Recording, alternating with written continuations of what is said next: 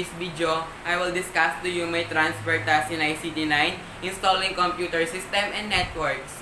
Before anything else, I will introduce myself. My name is Kyle Justin M. Lagman, a student from grade 9 St. John.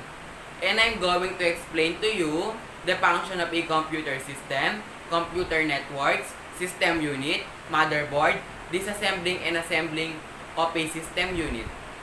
Did you know what is computer system?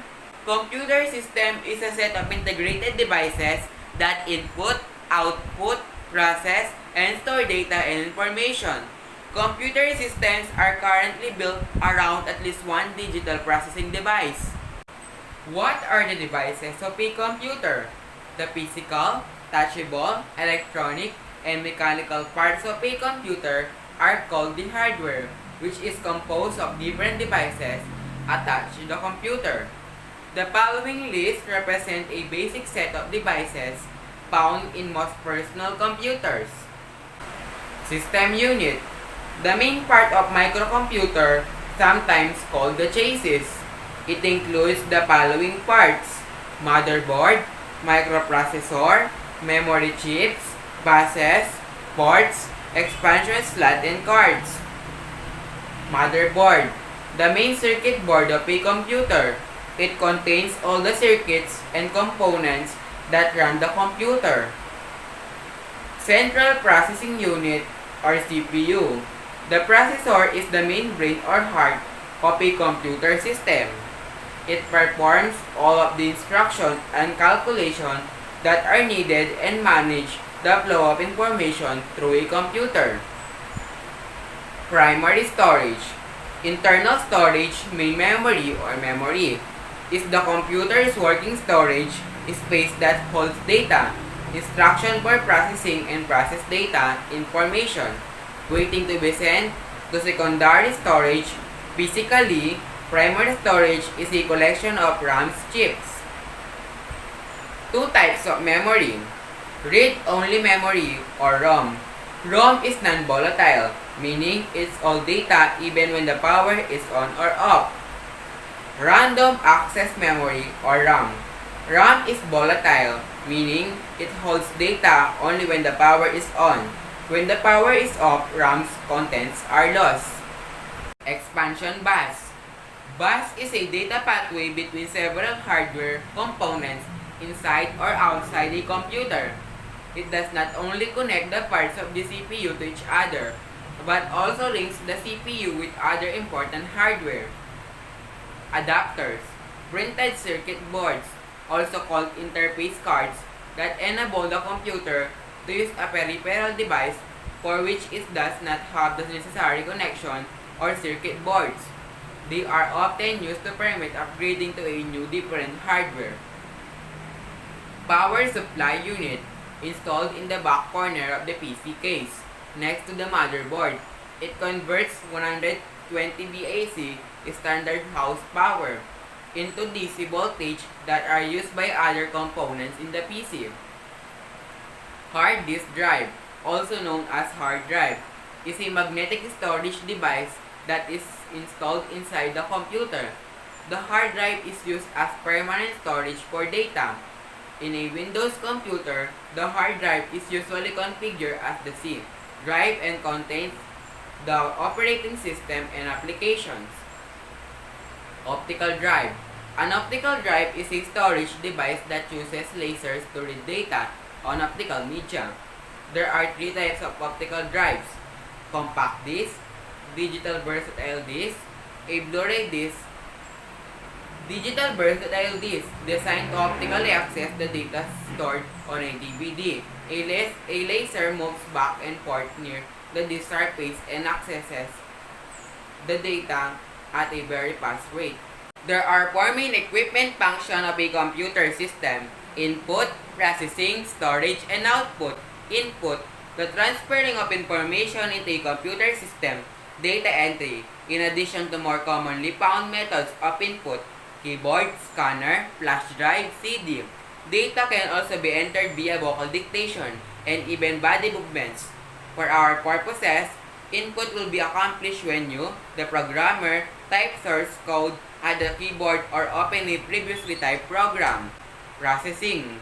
The manipulation and control of information, data, within a computer system. The central processing unit, CPU, is the brain of a computing device. Manipulation are handled by the control unit, the arithmetic logic unit, and temporary storage.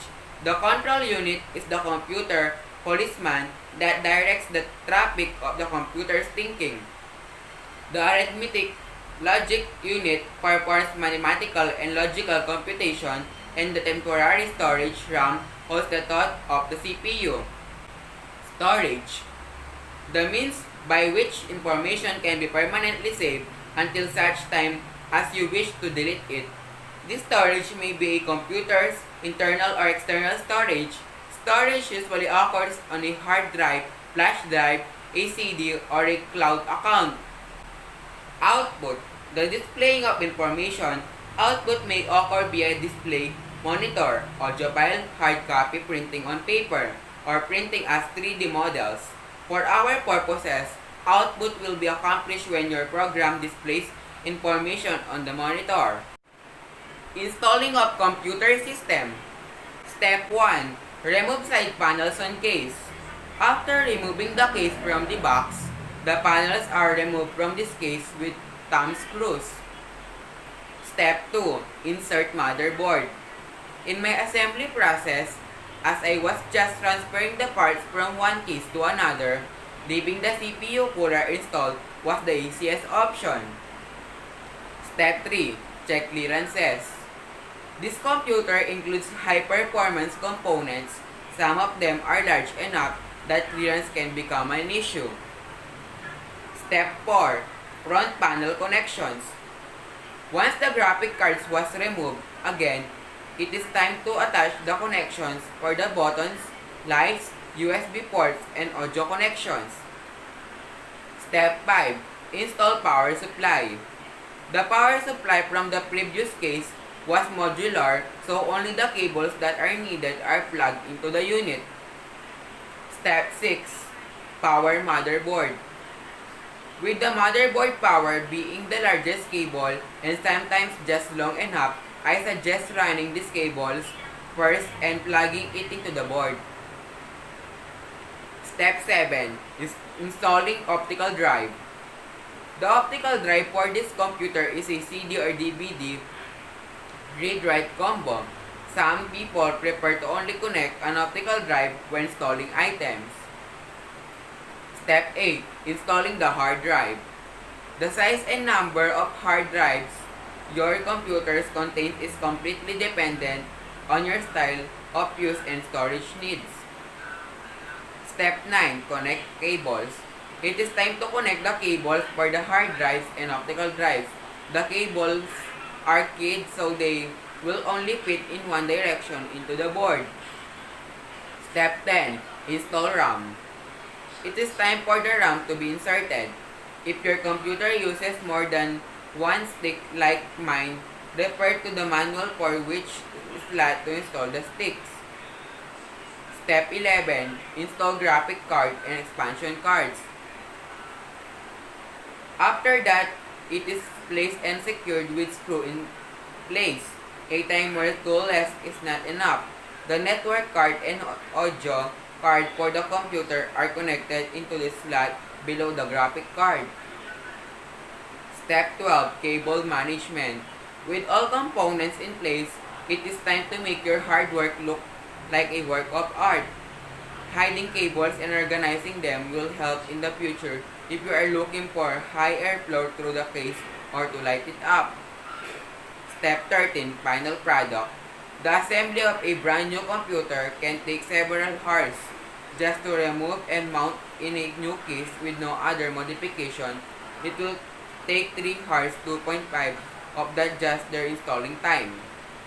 What is computer network?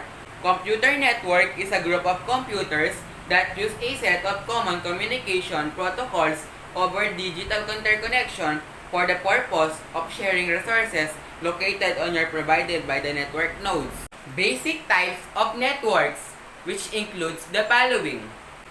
Personal area network.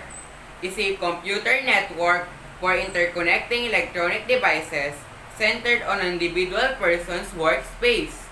A PAN provides data transmission among devices such as computers, smartphones, tablets, and personal digital assistants. Local area network is a network that is confined to a relatively small area. Wide area network connect larger geographic areas such as Florida, the United States, or the world. Metropolitan area network are network that spans no more than 50 miles. It is designed to connect lands spanning a town or city.